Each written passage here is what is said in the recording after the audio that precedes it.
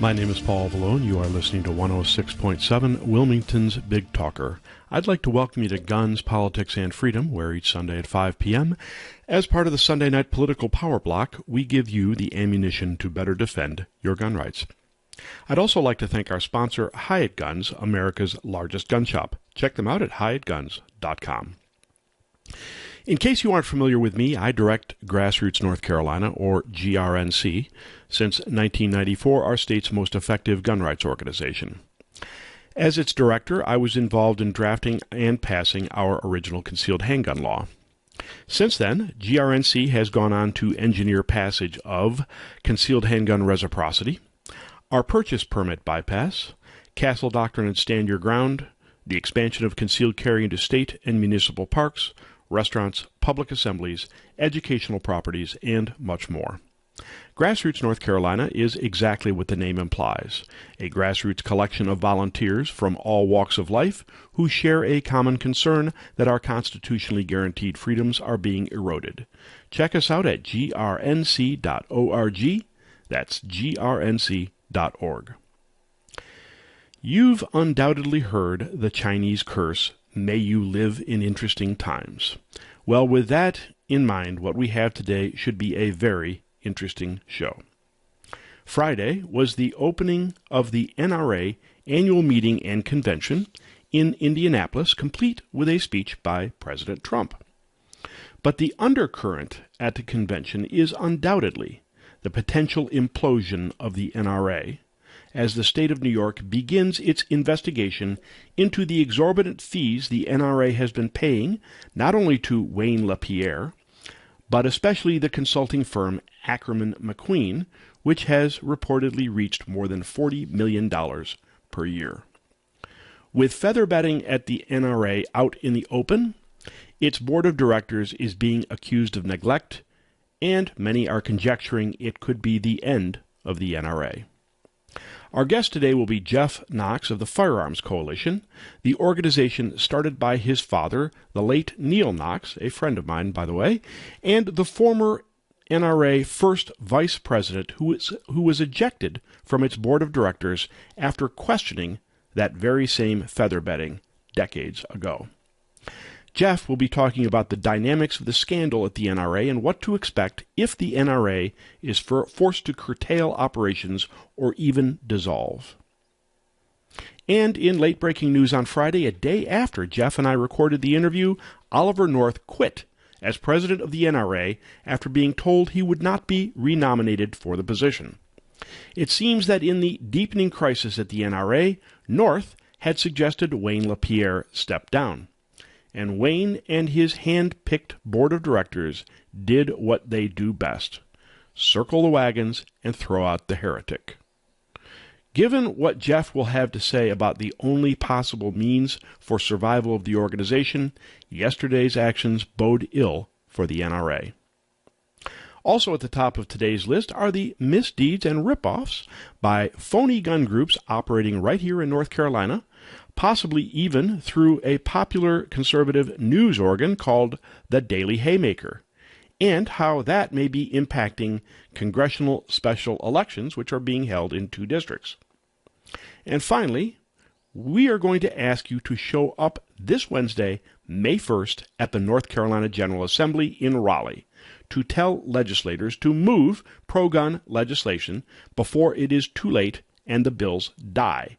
So far, basically none of our bills have been getting committee hearings. Unless they pass one chamber by May 9th, they are dead until 2021. More on that later in the show. And by the way, you can also find it at the top of our homepage on grnc.org. But first, this just in gun rights news. This week, Democrat presidential candidate Kamala Harris, did I say that right? Kamala, I don't know. Anyways, she says that if Congress doesn't pass gun control after she is elected, she will do it herself by executive fiat. Depicting clearly the third world banana republic you will be living in if the leftists win the presidency, Harris didn't blink for a moment when she proposed bypassing not only the Second Amendment, but the entire United States Constitution. Ironically, and I love this, she is drawing fire from the leftists for not being anti-gun enough. An op-ed in USA Today just this past Friday blasted her and was entitled "Kamala Harris Owns a Handgun. That's Disqualifying for a 2020 Democrat in my book." Yes, Harris admitted to the crime, heaven forbid, of owning a handgun. Now, that brings to mind a couple of thoughts. First, that Harris joins a long line of hypocrite gun control promoters like Dianne Feinstein, Rosie O'Donnell, Shannon Watts of Moms Demand Action, and scores of others who are perfectly happy to have guns themselves or armed bodyguards, while banning guns for the little people like you and me. My second thought was this: I love it when the left eats its own. And by the way, would-be President Kamala Harris would undoubtedly place on her shortlist for Attorney General another California Democrat running for president, Eric Swalwell. After all, what better Attorney General for an anti-constitutional president than one who has threatened to use nuclear weapons against gun owners? Or at least one who wants to enact mandatory gun licensing and insurance and has expressed eagerness to jail gun owners who refuse to comply. You just can't make this stuff up. Elsewhere, some of you may be familiar with Dr. John R. Lott of the Crime Prevention Research Center. Dr. Lott did the seminal research on concealed handgun laws back in the 1990s, using controlled multivariate research to determine that concealed handgun laws deter murder, rape, and aggravated assault. Despite being roundly denounced by anti-gun advocates who disguise themselves as researchers, Dr. Lott has written several books on the topic, the most famous of them being More Guns, Less Crime. If you don't have it, I suggest you pick it up. He continues to do excellent work, which you can find at crimeresearch.org. That's crimeresearch.org. Well, with all of the controversy surrounding school shootings, Dr. Lott just released a study which would likely change the course of the debate, at least if the ostensibly, and I use this word in quotes, mainstream media weren't so bent on ignoring it. He just published a study examining the 20 states which allow teachers to carry firearms to protect students, and here, in his own words, is what he found. And I quote, "After the Columbine school shooting 20 years ago, one of the more significant changes in how we protect students has been the advance of legislation that allows teachers to carry guns at schools. There are two obvious questions. Does letting teachers carry create dangers? And might they deter attackers? 20 states currently allow teachers and staff to carry guns to varying degrees on school property. So we don't need to guess how the policy would work. There has yet to be a single case of someone being wounded or killed from a shooting, let alone a mass public shooting, between 6 a.m. and midnight at a school that lets teachers carry guns. Fears of teachers carrying guns in terms of such problems as students obtaining teachers' guns have not occurred at all. And there was only one accidental discharge outside of school hours with no one really harmed. While there have not been any problems at schools with armed teachers, the number of people killed at other schools has increased significantly, doubling between 2001 and 2008 versus 2009 and 2018. Lott goes on to conclude, and I quote, "A couple of facts immediately become apparent. There hasn't been a single mass public shooting in any school that allows teachers and staff to carry guns legally. Since at least as far back as January 2000, not a single shooting-related death or injury has occurred during or anywhere near class hours on the property of a school that allows teachers to carry. If there is going to be a school shooting at a school with teachers carrying guns, it will most likely be during hours when no teachers are present. Indeed, at a school where teachers carry guns, the one single shooting where someone was shot in any way occurred when one would expect that surely no teachers would be present." Interesting. Now what we need to do is to get the contact state legislators and tell them to move at least one of the 2 bills in the General Assembly which would arm teachers. Again, we're going to have a demonstration on May 1st. Please listen for the details on that. But meanwhile, to find your legislator, go to ncleg.gov and click on Find Your Legislators. Right now, you are listening to Guns, Politics, and Freedom on Wilmington's Big Talker 106.7, wilmingtonbigtalker.com. After a short break, we will return with our guest, Jeff Knox, director of the Firearms Coalition, and his comments on the problems at the NRA.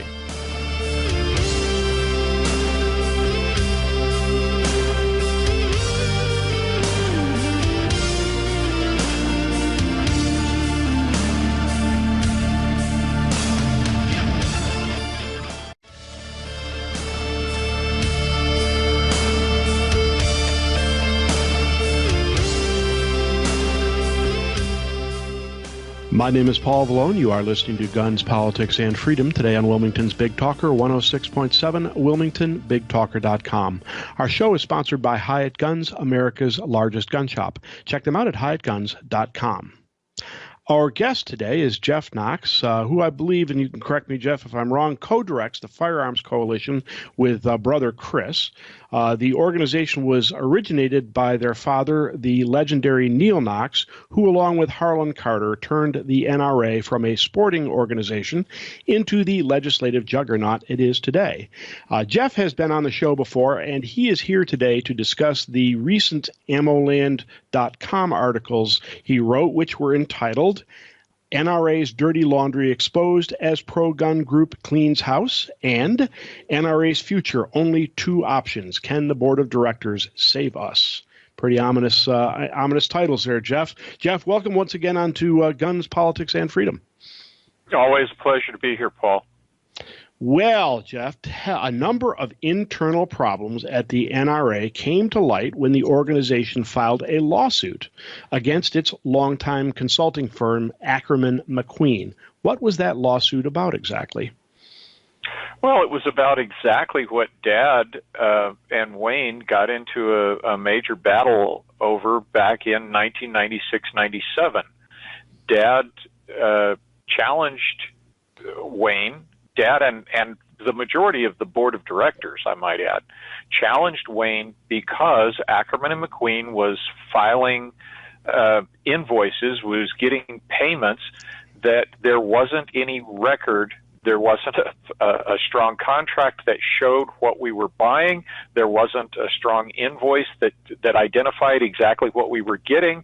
There was no expectation, no accountability. There was nothing clear on paper that said, we're giving you this much money and this is what we're getting back for it.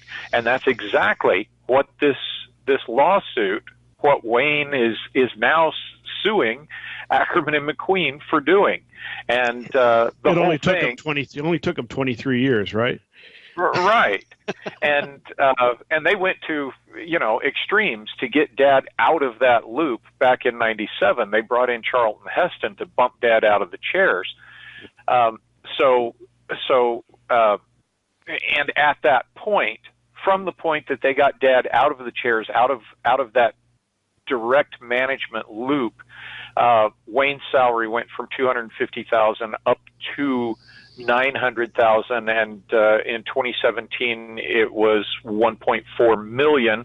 And I've now been we saying find 1.1. That's even worse. 1.4 million. Okay, that's good work if you can find it. Yeah, he actually makes more on his 2-week paycheck than I do in a year. So the other thing that came to light, and this is the lawsuit's one thing, and then there was an expose that came out in the New Yorker that was devastating. And one of the keys in that is that there's a golden parachute built into Wayne's contract that he gets his same base pay, which is something less than 1.4 because whatever, retirement benefits or whatever, but he gets his same base pay on after he leaves the NRA. He gets that as a consultant and speaker for the NRA. So we're going to still be paying Wayne LaPierre over $1 million after he's gone. That's according to not his a golden contract. parachute. That's should we call that a platinum parachute? I'm not really clear on that. Platinum, diamond studded. Yeah, absolutely. But the Uh, thing is that the lawsuit is mostly a smokescreen. It's a fig leaf that Wayne was putting up to say, "Oh yeah, we're trying to fix the problems that we've got going on in so our you're saying the organization." lawsuit was not actually intended to reform Ackerman McQueen.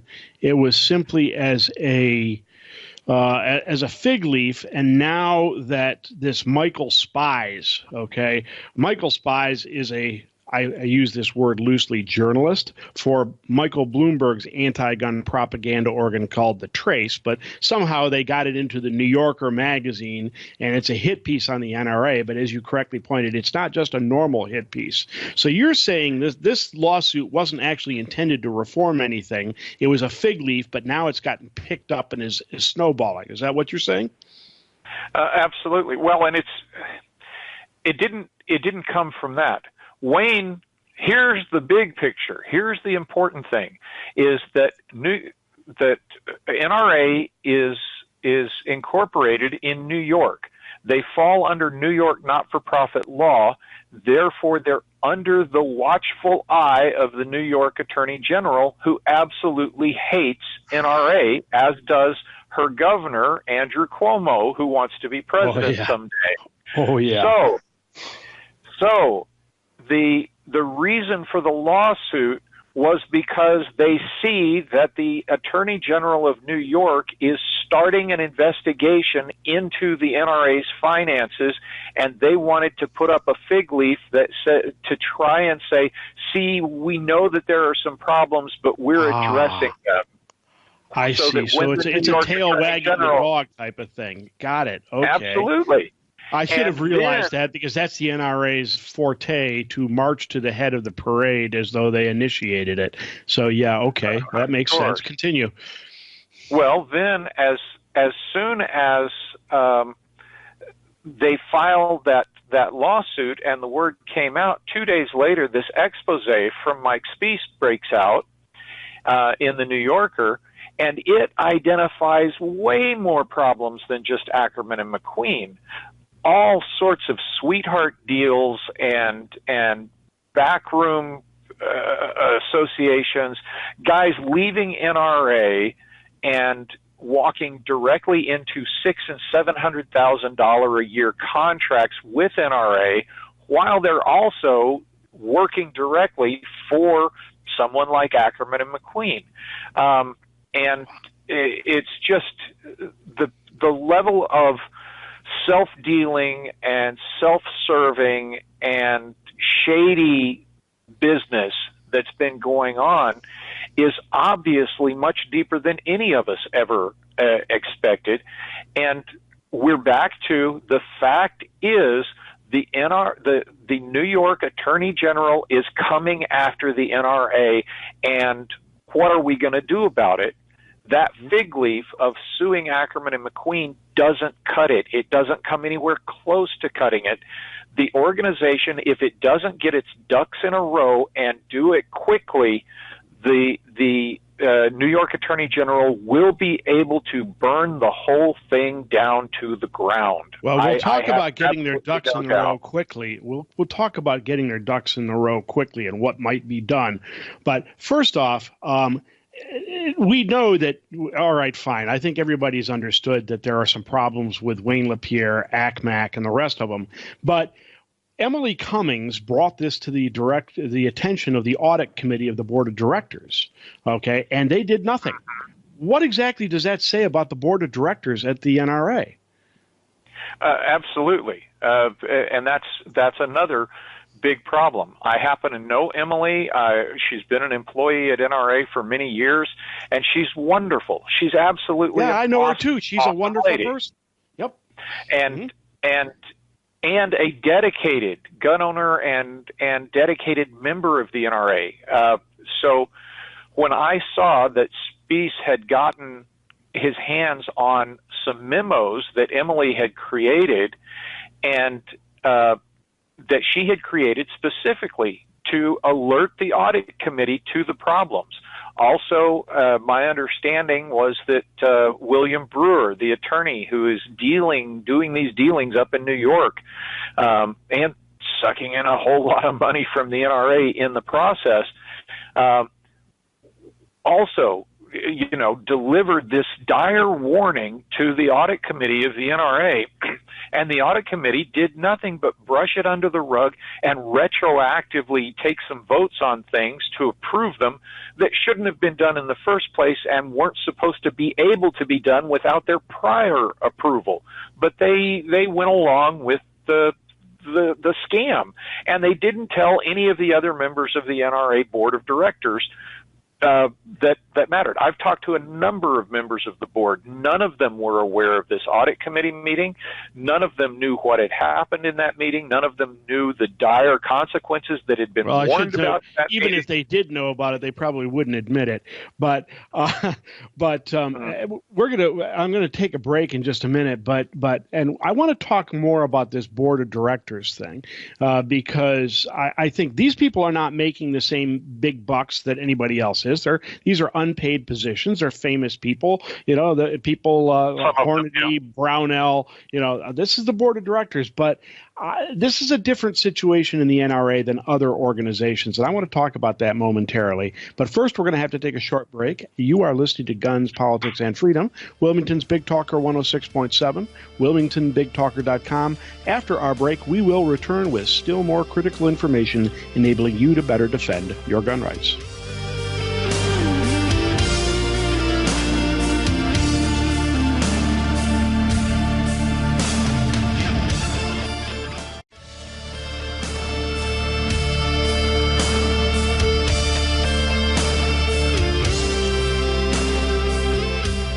My name is Paul Vallone. You are listening to Guns, Politics, and Freedom today on Wilmington's Big Talker, 106.7, WilmingtonBigTalker.com. Our show is sponsored by Hyatt Guns, America's largest gun shop. Check them out at HyattGuns.com. Our guest today is Jeff Knox, who directs the Firearms Coalition, and we are discussing the problems being faced by the NRA and potentially some very large problems should the state of New York, where it is chartered, choose to go after them for financial malfeasance. We were talking about the fact that the NRA Board of Directors, specifically the Audit Committee, got a report on the millions of dollars being wasted and actually given away in corruption and cronyism to Ackerman, McQueen, and others, and why the Audit Committee chose to do nothing about it. Jeff, let's talk more about that the Board of Directors. What do you feel the quintessential problem is with the NRA Board of Directors? There's a lot of problems with the Board of Directors, but the big thing is, and let me be clear, the Board of Directors of NRA is an impressive group of people. There are a lot of really impressive people on this board, but there is a severe lack of cojones amongst those good people on that board. And they like to be on the board.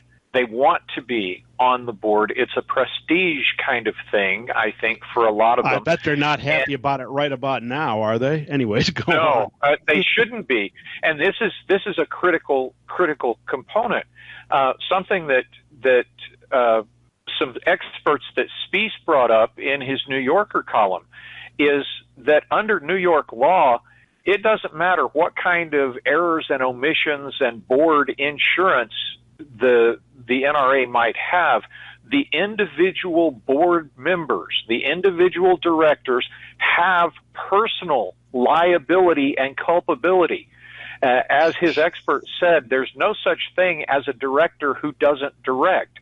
So even though Tom Selleck has not been to a board meeting in forever, he still is culpable and can be held personally liable for his lack of fiduciary responsibility. And that, I think, is really that if they will get that through their head, that their butts are on the line, not just their NRA directorship, but their personal bank accounts and liberty, because this could result in criminal prosecutions. Yeah. It seems to me that what we're facing with the NRA board of directors, as I've said many times, is that in most organizations, the board of directors selects the officers. Here, the officers select the board of directors, and they control the board of directors. Many of these people, as you said, are wonderful people with big names, okay, in the gun world, and come from wonderful families, but they don't necessarily know that much about the mechanics of gun rights activism. And so I believe they have been led along by the NRA, I guess the Wayne LaPierre and company, and they don't necessarily know that much about what the NRA has actually been doing. Wouldn't you agree? To an extent, what it really comes down to, and this is another problem of the board, there's 76 members of the board of directors, and so 60 or so of those are the extended board. They're people who are primarily just a pool of people that the leadership can use to fill committee seats on black powder and air gun shooting, where about 25 of these directors serve on the executive committee and the finance committee and the audit committee, which are the core. So you really have this board of directors inside of the board of directors. The executive committee is the one who really runs the thing. They're really the board that does stuff. And the rest are just kind of these auxiliary members. And they can't be that. They have to recognize that, and they have to. And this is why there are several people on the executive committee that I am very fond of, but I think the entire executive committee needs to resign. I'm sure this is all becoming very apparent to them now. So let's talk about what could actually happen to the NRA. I mean, basically, you said two things are going to happen. I believe in one of them. One, they're going to get shut down, or two, they're going to get their act together and reform. But how does getting their act together and reforming, how is that going to stave off the state of New York that frankly wants to shut the NRA down? Well, it's because the state of New York can't do it by themselves. They have to do it through a judge and through a process.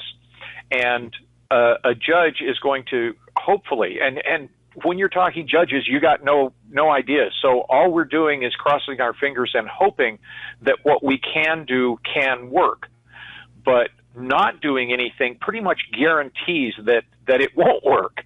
And so this attorney general is going to build a case. She's going to depose people. She's going to depose members of staff. She's going to depose members of the board of directors. And this is going to get ugly. Really? It is. And at this moment, a lot of staff and directors have lawyered up independently. And the lawsuits are going to fly. But she's going to build this case, and then she's going to have to present it to a judge with her recommendations. And her recommendations are going to be that the NRA be put into receivership under her guidance, that she'll fire the whole board and be in control. And probably put Michael Bloomberg as the chairman of the board, right? Right. I mean, that's a possibility.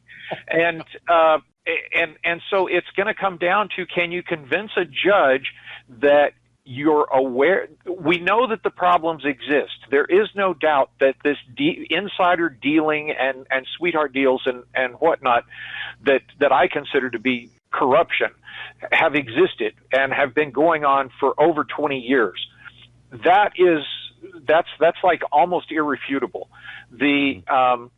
But can we convince a judge that we've addressed these and that we are working diligently to correct the problems and ensure that they never happen again, and to prove to that judge that the board of directors is actively safeguarding the membership's money, because that's what it comes down to. They have a fiduciary responsibility to protect the assets of the members. Are they doing that, or are they not? If they're not, a judge can take it away, can disband the board, can put the assets in receivership, can shut the whole thing down. And this let's go ahead. I'm sorry. Finish what you were saying. it's that the NRA is a very broad, has a lot of sections and pieces. Oh yeah. Mm-hmm. And without taking this action, it's only a part.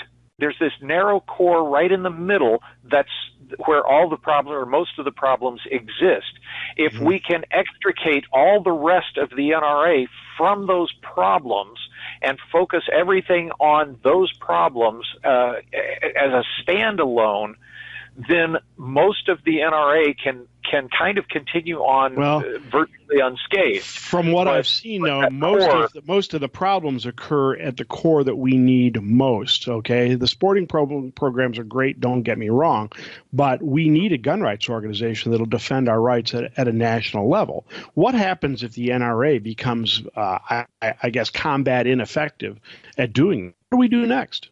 Well, they're already virtually combat ineffective, but I think that ILA could survive. This ILA is not directly implicated in any of this stuff. ILA has been somewhat insulated, and it looks like Chris Cox has been smarter about the way he's done dealings than Wayne LaPierre has been. But he needs to be separated from them. That there needs to be that gap, and I think that maybe Chris would do a much better job at ILA if he weren't under Wayne's direct supervision. It's interesting that you consider the two of them to be distinct. I've always considered them part and parcel. Now, okay, to a degree we're running out of time, but I do want to do one other thing here. Okay, your article contains. What should NRA members do about this? Okay, I think you have some information in one of your articles. Tell us what they should do. Well, they should go directly to their board of directors. Your article contains information. I think it was was it your second article or your first article? Second article, wasn't it? The NRA's article, future only two options, right? Right. There are two options, and this is posted at ammoland.com. It will be in just a short time posted on my website at firearmscoalition.org. Okay. But it's BOD at NRAHQ.org. So board of directors at NRA headquarters.org. I'll give that to them at the end of the show as well. Jeff, we are running out of time right now. Thank you very much for giving us this crucial information. Folks, you are listening to Guns, Politics, and Freedom, Wilmington's Big Talker 106.7. After our break, we will return with still more critical information better enabling you to defend your gun rights.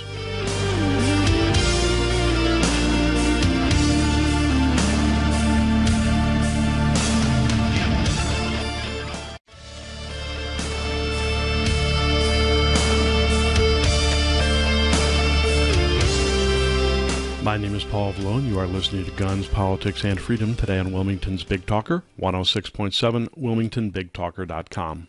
Our show is sponsored by Hyatt Guns, America's largest gun shop. Check them out at HyattGuns.com. In our last segment, we were just speaking with Jeff Knox of the Firearms Coalition on what to do about the potential implosion of the NRA in the face of investigation for its longtime financial mismanagement. For more information from Jeff, you can go to firearmscoalition.org. That's firearmscoalition.org. Now, as I mentioned earlier, this Wednesday is Second Amendment Wednesday at the North Carolina General Assembly in Raleigh, and we hope you can attend to show legislators that you mean business and that we need to pass pro-gun bills out of at least one chamber before the crossover deadline of May 9th. This is the last chance, folks. If we don't get our bills through at least one of the two chambers of the legislature, they will be dead on arrival for the session. That means we will have to wait until 2021 to reintroduce them. So please do whatever it takes. Take a day off from work, bring friends, but be there on May 1st for Second Amendment Wednesday. For more information, go to grnc.org. That's grnc.org. We are actually asking you to reply to Director of Development at grnc.org, which will be in the directions on the website, in order to determine how many people we will have. An interesting thing is happening in the 3rd Congressional District. As you may recall, we have two special congressional races in North Carolina right now. In the 3rd Congressional District, the primary election is being held this Tuesday, April 30th. In the 9th Congressional District, the primary date is May 14th. Now, as always, Grassroots North Carolina's federally registered Political Action Committee, the GRNC Political Victory Fund, made recommendations for what we believe to be the best Second Amendment candidate in each race. Specifically, in the 3rd District, we recommended Representative Michael Speciale, who has, in his tenure in the North Carolina General Assembly and the North Carolina House, offered and sponsored many pro-gun bills. In the 9th Congressional District, we recommended Stoney Rushing, who is a gun range owner and also a conservative who scored 100% on GRNC's candidate survey and will be a leader for your rights in Washington. Anyways, imagine our surprise when an ostensibly conservative news organ blasted us for our recommendation in the 3rd District, even questioning our motives for making that recommendation. Let me tell you about it. Here's a letter I wrote to our gun rights supporters. I said, if you've been on a farm, you know the floor of the barn is covered with more than just hay. Well, hold your nose, because that fertilizer is now being spread by a popular and ostensibly conservative online publication known as the Daily Haymaker. Last weekend, the Haymaker started criticizing the recommendation made by GRNC's Political Action Committee, the GRNC Political Victory Fund, in favor of Representative Michael Speciale in the 3rd Congressional Special Primary Election. As you may recall, Speciale has sponsored numerous pro-gun bills in his 4 terms in the North Carolina House, more than earning the GRNC PVF recommendation. So why is Haymaker bashing GRNC? Well, the plot thickened when Brant Clifton of the Haymaker not only rebuffed my attempts to clarify what I assumed to be simple confusion between objective GRNC candidate evaluations and more analytical GRNC Political Victory Fund candidate recommendations, but he actually began to impugn our motives for even recommending Speciale. Each attempt to point out that GRNC star evaluations are objective, mathematical measures based on voting records, survey scores, bill sponsorship, and leadership actions seemed to fall on deaf ears as the Haymaker doubled down on questioning the credibility of GRNC candidate evaluations and, by association, the highly successful organization. Every attempt I made to diffuse the escalating vitriol was met with still more vitriol. Eventually, Clifton cut out my ability to make comments on his apparently deliberate misstatements, but not before refusing my offer to debate the issue on a public forum, specifically this show. He refused to come on this show. Frankly, I was baffled. But now it's all starting to make sense as indications come in that the people behind the controversy may be the same ones who created the phony gun group calling itself North Carolina Gun Rights, or NCGR, which is perhaps not coincidentally an anagram of GRNC. Let's talk about the National Association for Gun Rights and its offspring.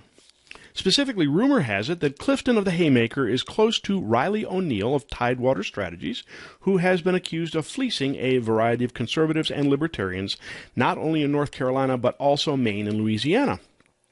O'Neill's partner in crime in forming NCGR is Noel Fritch, formerly of the discredited National Association for Gun Rights, or NAGR. Indeed, in 2017, I outed O'Neill, Fritch, and NCGR in a piece entitled Phony Gun Groups, which, by the way, you can find on our website at grnc.org. And, in fact, that news piece also has links to the various misdeeds by these individuals. By strange coincidence, days before the Haymaker ran its hit pieces against GRNC and Speciale, O'Neill sent several emails to me on behalf of another candidate in the 3rd District, Jeff Moore, who got a GRNC 0-star evaluation when he failed to return our candidate survey. Pointing out that Moore had the same chance as others to return the survey by April 2nd, I declined O'Neill's demand that we include Moore's late survey. Understand that NAGR trained not only Fritch but also O'Neill, the latter during his tenure as campaign manager for Greg Brannon's failed U.S. Senate bid. So it all became clear when both NAGR and its quasi-legitimate offspring, NCGR, recently endorsed Moore in the 3rd District race. strongly suggesting all of this might be a hit operation against other candidates in the race by Dudley Brown and his National Association for Gun Rights, which is notorious for making money by beating on pro-gun candidates and other gun rights organizations by claiming they are not pro-gun enough. As for NAGR, don't take my word for it. On our website, under the piece entitled Phony Gun Groups, you can check the Blaze or the Clarion Ledger describing how they were fined in Mississippi, or the Facebook page entitled The Truth About the National Association for Gun Rights. Indeed, one of NAGR's specialties is forming similarly oriented organizations in states where I can only presume they think they can make money. Organizations just like the North Carolina Gun Rights and the North Carolina Firearms Coalition, which is operated by another former NAGR operative, namely Patrick Parsons. Both of these operating in our own state. Organizations which have absolutely no significant legislative presence at the General Assembly and are, by all accounts, doing nothing except mailing solicitations for money and occasionally beating on pro-gun legislators. To give you a feel for the operators in question, Parsons' forte is doing mailings designed to incite fear and, of course, raise money over gun control bills which either don't exist or are already dead.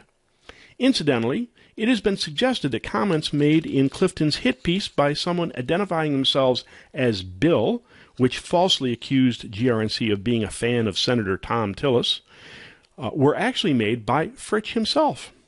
Having dealt with Fritsch in the past, I can only say that it would be entirely consistent with his usual methods. In truth, GRNC Political Victory Fund recommended Greg Brannon, not Tillis, in the U.S. Senate Republican primary, and recommended voting for Tillis in the general election only because he was opposed by virulently anti-gun Democrat incumbent Senator Kay Hagan. Interestingly, I also got another email from Doug Raymond, who is reportedly consulting for the campaign of Greg Murphy, whom GRNC also did not recommend in the 3rd District. I did not respond to his request to call him, by the way. You may recall that Raymond mismanaged Attorney General campaign for pro-gun Senator Buck Newton, who unfortunately lost the race, saddling us with anti-gun Attorney General Josh Stein. Now, Raymond, by the way, is also reported to be close to Clifton and also engaged in hit campaigns, or reportedly engaged in hit campaigns like the one we're seeing now. So I guess the question we need to ask Brant Clifton of the Daily Haymaker is this. Are you now, or have you ever coordinated your political coverage with Doug Raymond and by association Greg Murphy, or with Dudley Brown, Riley O'Neill, Noel Fritsch, Patrick Parsons, or any of the other past or present representatives of NAGR? I would be happy to discuss that with Clifton on this show. Until they fess up, it's impossible to prove, of course, as are most backdoor plots. And Brant Clifton will undoubtedly deny it all. But one thing is certain. Any claim you may hear that GRNC candidate evaluations or our Political Action Committee candidate recommendations are somehow flawed is both ridiculous and likely the claim of hucksters who want your money. If you live in the 3rd or 9th Congressional District, the special election primaries are April 3rd and May 14th. Plan to vote gun rights and inform yourself beforehand by going to grnc.org.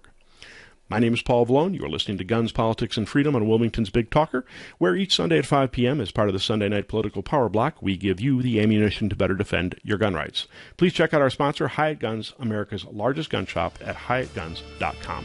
See you next Sunday at 5.